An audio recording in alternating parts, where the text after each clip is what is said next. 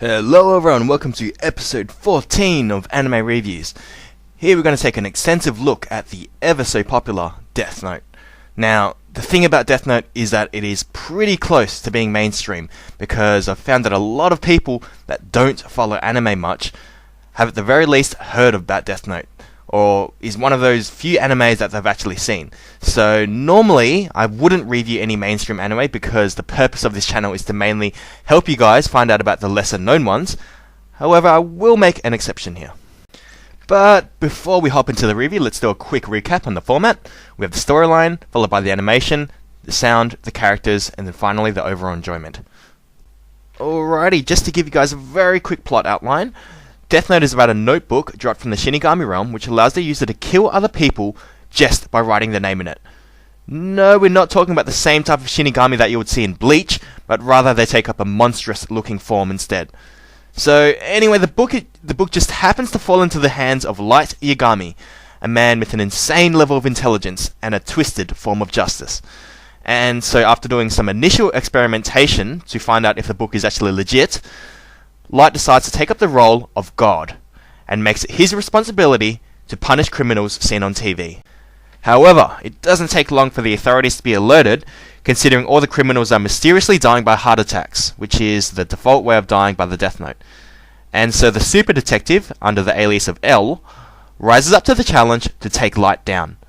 And so the story turns into your typical cat and mouse game, and it all comes down to this.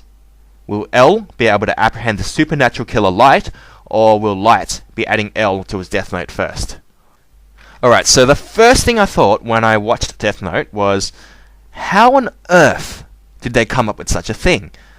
The power of the Death Note simply made me giddy with excitement because I knew I was going to be in for one hell of a ride.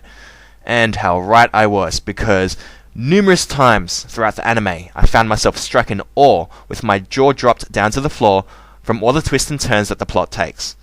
I also found myself literally laughing out loud alongside Ryuk whenever he snickered. 堂々とそのバスジャックの事件があった日時を教えてもらえますか。12月20日朝顔丘前11時2分発スペースランド行きです。12月20日スペースランド行きですね。はい。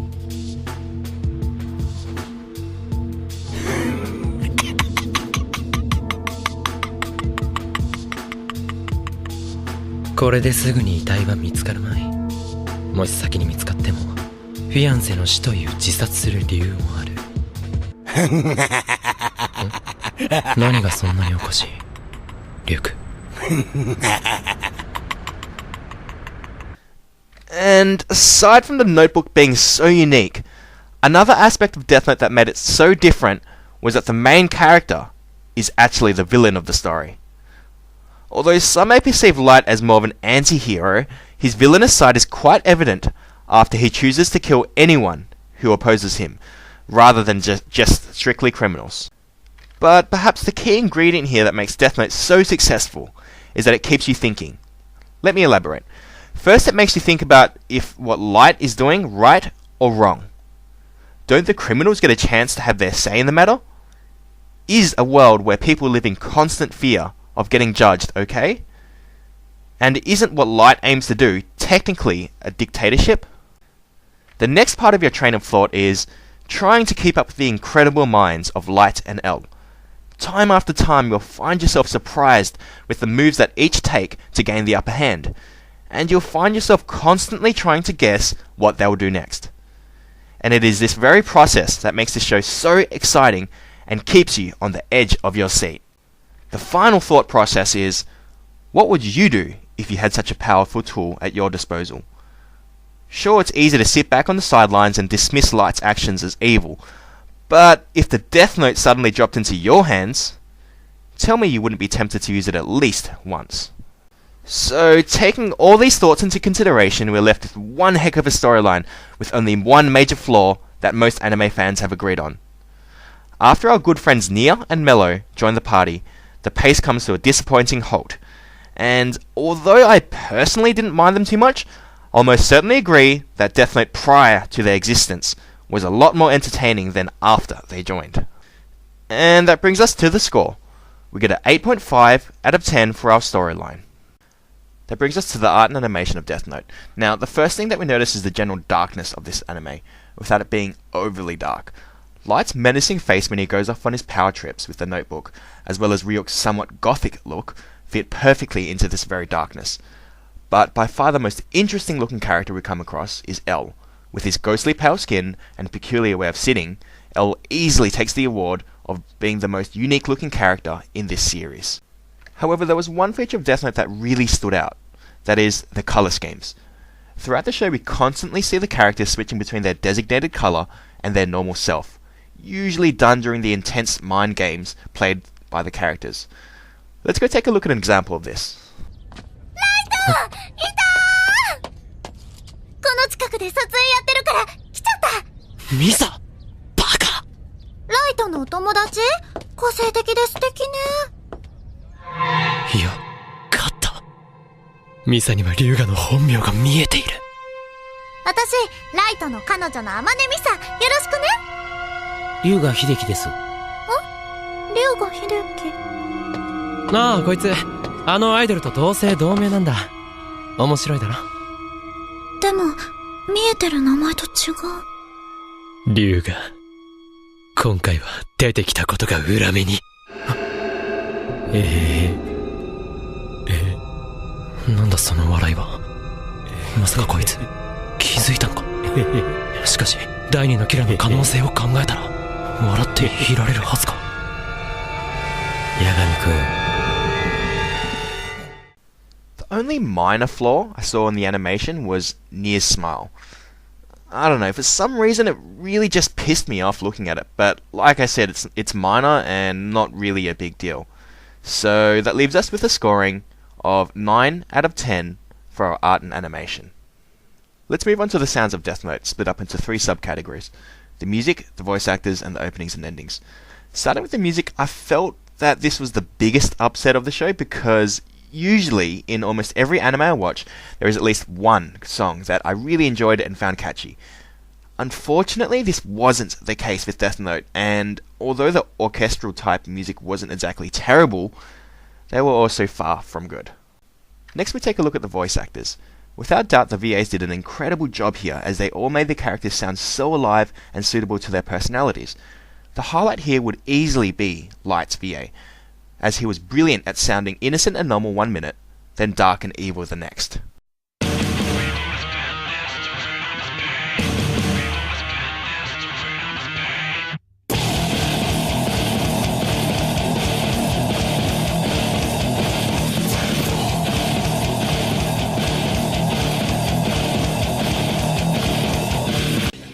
Finally, we have the openings and endings, in which we have a total of 2 of each across 37 episodes.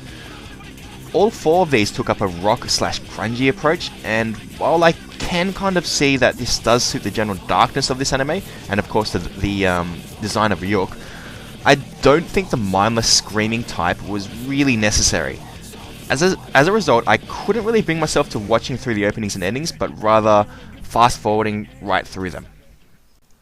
Alright, so that's all 3 sections covered, giving us a score of 6.5 out of 10 for our sound. Next we cover the main characters of Death Note, starting with Light Yagami. Like I mentioned a bit early in this review, the big standout here is the fact that the main character is actually the villain, and to me this was a huge positive because, let's face it, don't we all get a bit giddy seeing the bad guy win with a bit of class? I know I certainly did, especially with his encounter with Naomi Misora.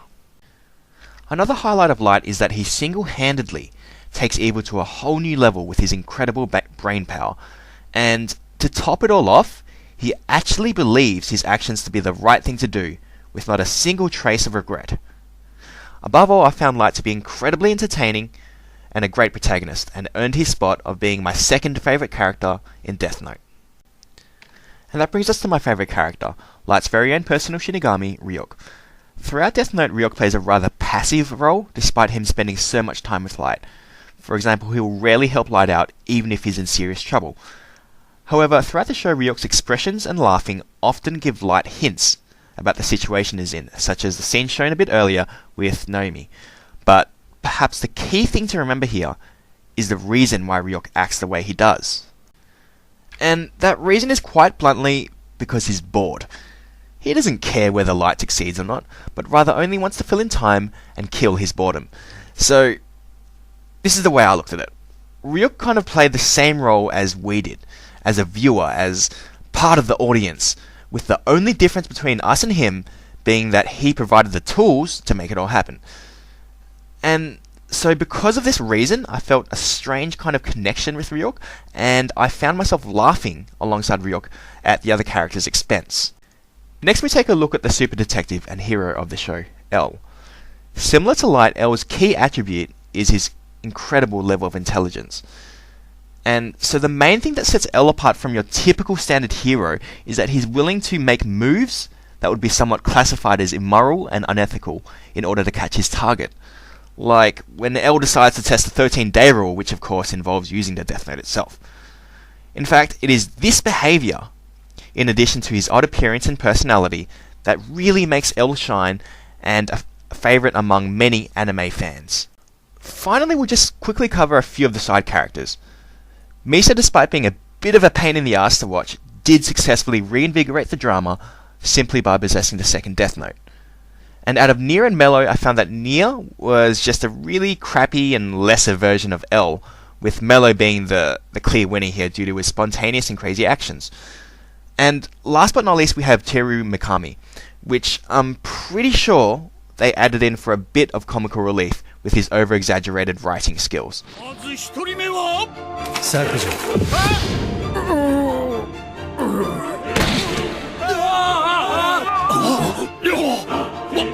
私たちはキラ様と共に削除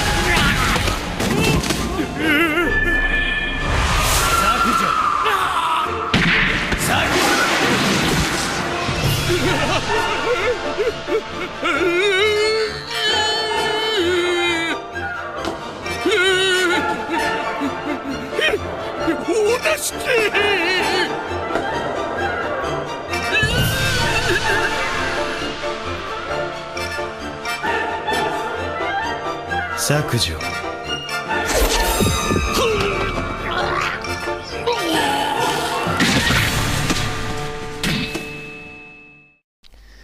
But, you know what? I guess it was pretty amusing to see someone go balls to the walls with a pen and paper. So, that brings us to the end of this section, giving us a score of 9.5 out of 10 for our characters section. Last but not least, we have our overall enjoyment. Look, Death Note is one of those shows in which you will very likely be rooting for one character or another, or to be specific, Light or L. With me, obviously I was rooting for Light, but that's mainly because I'm a sucker for shows that have capable and non-idiotic villains. So, the bottom line is this. The moment I found myself cheering for a certain character to win, I knew I was sucked into the show, and I was absolutely hooked. Death Note is not a show to be missed, and I'm positive that this show will live on in our legacy books as a classic in the years to come. So, without further ado, let's take a quick look at the final scores to get the average.